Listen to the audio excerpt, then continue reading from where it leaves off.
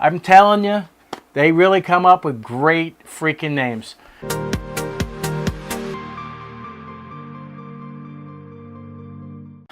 Hey guys, this is JoeTech from JoeteckTips. We're on Facebook, Twitter, and Instagram. And today we're going to be reviewing HDMI AV switches. And I have two of them here. One is made by Ghana and one was made by Techhole. Yes, I repeat, Techhole. You may be looking for something like this. Your TV or monitor may only have one input, HDMI input, and this little cheap little gadget will give you the ability to go to two inputs and one output. So you will go to the TV here and Xbox One or PlayStation 4 here, so you get to switch between the two, so you make your TV that has one HDMI input to two.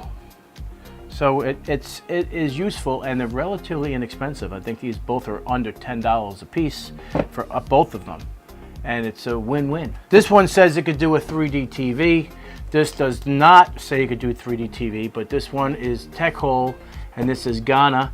So you have one input, two outputs. I've tested them, they work really well. So if you want to have two TVs on the output, one TV here, two TV here, and then a Blu-ray player, Xbox, PlayStation, whatever you want, they can go up to 4K at 30 Hertz. That's the maximum refresh rate for 4K.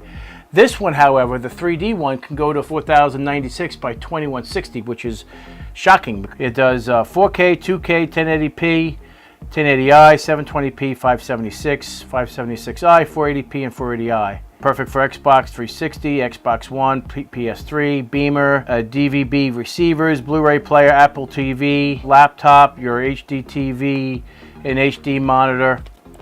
They both do identical stuff. Now the reason why I say they are identical, because their instructions, this one has it on the back of the box and this one has it in the manual. In the picture, the illustration is to a T exact. So guys, if you like this video, give me a thumbs up, and if you're not a subscriber, please subscribe.